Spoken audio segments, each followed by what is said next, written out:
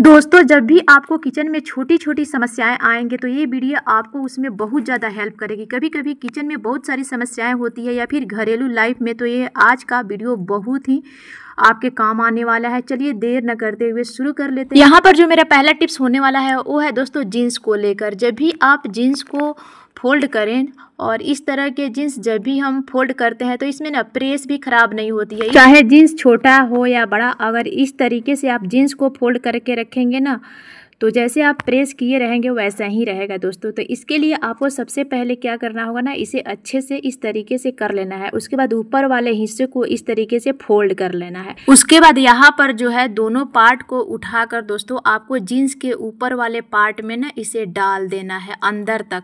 अच्छे से इस तरह से ना तह लगा दीजिए, और उसके बाद से दोनों पार्ट को हम मिला देंगे कुछ इस तरीके से, और उसके बाद से ना इसे हम डबल में इस तरह से फोल्ड कर लेंगे। तो ये हमारे जीन्स का एक छोटा सा फोल्ड बनकर तैयार हो जाता है। इस तरह से ना जीन्स की प्रेस खराब भी नहीं होती है, जिसको प्रेस करने के बाद भी इस तरह से फोल्ड कर सकते हैं। और जब भी आप कहीं जा रहे हैं बाहर, तो आप इसको इस तरह से पैक करके रख सकते हैं। इस तरह से रखने से क्या होता है ना कि अलमीरा में भी बहुत ही कम स्पेस में हम अपने जीन्स को रख सकते हैं और हम अपने चीज़ों को ऑर्गेनाइज भी कर सकते हैं। तो दोस्तों है ना ये कमाल की टिप्स। चलिए बढ़ते हैं। नेक्स्ट जो मेरा टिप्स है दोस्तों वो भी जीन्स को लेकर ही है।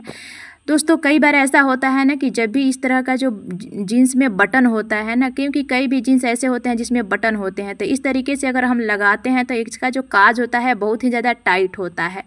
जो नया नया जीन्स हम लाते हैं, जिससे क्या होता है ना, नेल्स हमारा दर्द करने लगता है। तो इसके लिए बहुत ही एक अच्छी टिप्स है। उसको लिए आपको क्या करना है, लेना है इस तरह का सेफ्टी पिन, और सेफ्टी पिन को आपको बटन में लगा के और इस तरीके से ना आपको काज के अंदर खींच देना है। आप देख सकते हैं तो बहुत ही कम टाइम में और बिना हमारा नाखून दर्द किए ही इस तरह से आप सेफ्टी पिन की हेल्प से जब भी आप न्यू जीन्स लेकर आएँ तो उसके बटन को आप लगा सकते हैं। तो है ना दोस्तों ये भी कमाल का टिप्स। चलिए बढ़ते हैं अब हम अपने नेक्स्ट टिप्स की तरफ। मेरा जो नेक्स्ट टिप्स होने वाला है दोस्तों वो है इस तरह के टेप को लेकर। कई बार ऐसा होता है कि जब भी हमें टेप को यूज करना होता है तो हमें इसको इंड को खोजने में ही बहुत सारा हमारा टाइम वेस्ट चला जाता है और गुस्सा भी बहुत आता है दोस्तों। तो आज हम ऐसा टिप्स बताने वाले हैं ना जिसके इस्तेमाल करने से आप इस टेप को जब भी यूज करेंगे तो इसका जो इंड है बहुत ही जल्दी मिल जाएगा और आपको बहुत ज़्यादा परेशानी भी नहीं होगी। तो सबसे पहले आपको इसे करना क्या है, इस तरीके से ना जहाँ भी इसका इंड है वहाँ पर आपको इसे 2 बार फोल्ड कर देना है। फोल्ड करने से क्या होगा ना, जब भी आप इसे ढूंढेंगे तो बहुत ही आसानी से ये मिल जाएगा और हमारा जो काम है दोस्तों बहुत ही आसान हो जाएगा। देख सकते हैं बिल्कुल थोड़ा सा अलग दिख रहा है। तो जब भी हम इसे यूज करेंगे तो इसके इंड खोजने में हमें प्रॉब्लम नहीं होगी दोस्तों, और हम अपने काम को भी आसान बना पाएंगे। चलिए बढ़ते हैं अब हम अपने नेक्स्ट टिप्स की तरफ। यहाँ पर जो मेरा नेक्स्ट टिप्स होने वाला है दोस्तों वो है बच्चों के स्केच को लेकर। दोस्तों कई बार ऐसा होता है कि बच्चे स्केच तो यूज कर लेते हैं लेकिन इसके ढक्कन को इधर उधर रख देते हैं, जिससे क्या होता है ढक्कन गुम हो जाता है और स्केच जब भी हम यूज करते हैं तो बार बार हाथों में लग जाता है दोस्तों।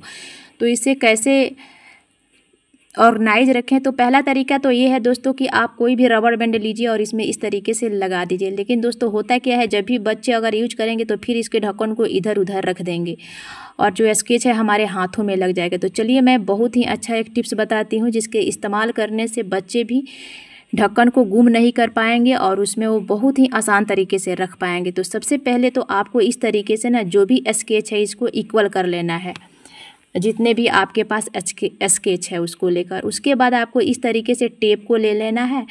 आप कोई सा भी टेप यहाँ पे यूज कर सकते हैं। उसके बाद हम क्या करेंगे, इसको दोनों साइड से इसको अच्छे से ना टेप से फिक्स कर देंगे। लेकिन मैं यहाँ पे आपको एक ही साइड को दिखा रही हूँ, आप चाहें तो इसे दोनों साइड अच्छे से इस टेप को फिक्स कर लीजिएगा, जिससे क्या होगा ना ये अच्छे से सभी एक ही में चिपक जाएगा और हमारा जो ढक्कन है ना या स्केच बिल्कुल भी गुम नहीं होने वाला है। अब इसका यूज आप कैसे करना है चलिए वो बताते हैं। तो इस तरीके से ना आपको ढक्कन को पकड़ना है और इस तरीके से आपको स्केच को यूज करना है। तो दोस्तों अगर आप इस टिप्स को फॉलो करते हैं तो आपका स्केच भी गुम नहीं होगा और ना ही ढक्कन दोस्तों, और चीज़ें भी हमारी ऑर्गेनाइज रहेगी। तो है ना एक कमाल का टिप्स दोस्तों।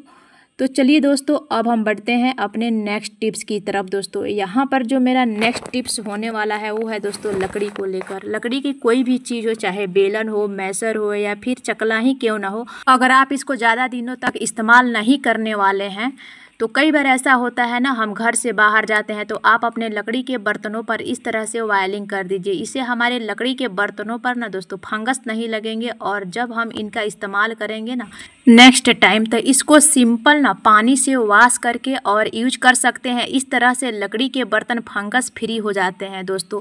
तो आई होप दोस्तों ये वाला टिप्स आपको ज़रूर पसंद आएगा। चलिए बढ़ते हैं अब हम अपने नेक्स्ट टिप्स की तरफ। यहाँ पर जो मेरा नेक्स्ट टिप्स होने वाला है वो है दोस्तों मिक्सी जार को लेकर। मिक्सी का जो जार होता है, जब भी हम देखते हैं दोस्तों लहसुन प्याज मसाले पीसने के बाद बहुत ज़्यादा स्मेल आती है, तो एक छोटा सा काम करते हैं, मिक्सी के जार की सारी स्मेल निकल जाएगी। न्यूज़पेपर का एक टुकड़ा लीजिए और इसको इस तरीके से ना जला दीजिए। उसके बाद आपको इसे ढक देना है, किसी भी कटोरी से भी आप इसे ढक सकते हैं दोस्तों। ऐसे रखना है कि न्यूज़पेपर जलती भी रहे और इसे अच्छा सा धुआं भी भर जाए। उसके बाद दोस्तों आपको करना क्या है ना, ढक्कन को हटाकर पेपर को हटाना है। जो धुएं की स्मेल है ना, उसे हमारा जो मिक्सी का जार है ना वो बहुत अच्छे से दोस्तों स्मेल फ्री हो जाता है। दोस्तों आप देख सकते हैं बहुत ही ज़्यादा इसमें धुआं हो गया था, इससे मिक्सी का जो जार है एकदम फ्रेश हो गया है और बिल्कुल भी स्मेल नहीं आ रही है लहसुन और प्याज की। चलिए दोस्तों बढ़ते हैं हम अपने नेक्स्ट टिप्स की तरफ। नेक्स्ट जो मेरा टिप्स है दोस्तों वो है प्याज को लेकर। और आजकल गर्मियों में जो प्याज आ रही है ना दोस्तों बहुत ही ज़्यादा तीखी आती है, और इनको काटते समय हमारे आँखों से आंसू ना आए ऐसा हो ही नहीं सकता। और प्याज काटते समय आँखों से आंसू आने की समस्या तो दोस्तों हर लेडीज को झेलनी पड़ती है, लेकिन इसके लिए बहुत छोटा सा उपाय हम कर सकते हैं कि जब भी आप प्याज को छील रहे हो या काट रहे हो तो उससे पहले एक काम करना है। काम ये करना है दोस्तों कि जब भी आप प्याज को छीलें या काटें उससे पहले ही आप को लेना है एक नींबू का छोटा सा टुकड़ा। जी हाँ दोस्तों, यहाँ पर जैसे मैंने आधा छीला, लेकिन अब मैं आपको दिखा रही हूँ कि हमें चाहिए होगा दोस्तों नींबू का छिलका या फिर हाफ लेमन हम नींबू ले सकते हैं। तो आपको यह हाफ लेमन नींबू लेना है और जिस चाकू से आप प्याज को काट रहे हैं उस पर आपको इस तरीके से ना रफ कर देना है, जैसे कि मैं आपको करके दिखाई हूँ। उसके बाद आपको करना क्या है, जिस बर्तन में आपको प्याज को काटना है उस पर भी आपको इस तरीके से ना नींबू को चारों तरफ रब कर देना है। नींबू का जूस जब इन दोनों चीज़ों पर जाता है तो ये बहुत ही क्या करता है, हमारे प्याज से जो आंखों में आंसू आते हैं ना उनको रोकता है। बहुत ही अच्छे तरीके से वर्क करता है दोस्तों। ये ट्रिक बहुत ही कमाल की होती है और मैं अक्सर ऐसे करती हूँ। आप भी एक बार इसको जरूर ट्राई करके देख लें। आप कितना भी प्याज काटेंगे ना आपको आंखों से बिल्कुल भी आंसू नहीं आएंगे। साथ ही प्याज आप बहुत ही ईजिली दोस्तों काट कर रख भी सकते हैं। तो है ना दोस्तों कमाल का आइडिया। चलिए दोस्तों अब बढ़ते हैं हम अपने नेक्स्ट टिप्स की तरफ। नेक्स्ट जो मेरा टिप्स है दोस्तों वो है दूध को लेकर, लेकिन दोस्तों बहुत ही काम का है दोस्तों। कई बार ऐसा होता है कि दूध खौल रहा होता है, लेकिन दूध को हमें पकाना होता है। ऐसा नहीं है कि दूध खौल रहा है हमने गैस को बंद कर दिया, अब दूध को हमें उबालना भी है और उबालना है, लेकिन हाई फ्लेम पर उबालना है क्योंकि टाइम कम है और हाई फ्लेम पर उबालना है। लेकिन दूध को गिरने का भी डर रहता है, हम यहाँ खड़े होकर ऐसे लगातार चला नहीं सकते। तो आपको एक छोटा सा उपाय बताती हूँ। आप ले लीजिए कोई सा भी सेरेमिक का कप, यानी कि क्रॉकरी वाला जो हमारे घर में यूज होता है, जिसमें हम चाय पीते हैं, वही कप चाहिए। आप कोई सा भी छोटा या बड़ा कप ले सकते हैं दोस्तों। तो देख सकते हैं मैं यहाँ पे चाय पीने वाला कप ही लूँ हूँ। बिल्कुल इसे अच्छे से एकदम हम नीट एंड क्लीन कर लिए हैं।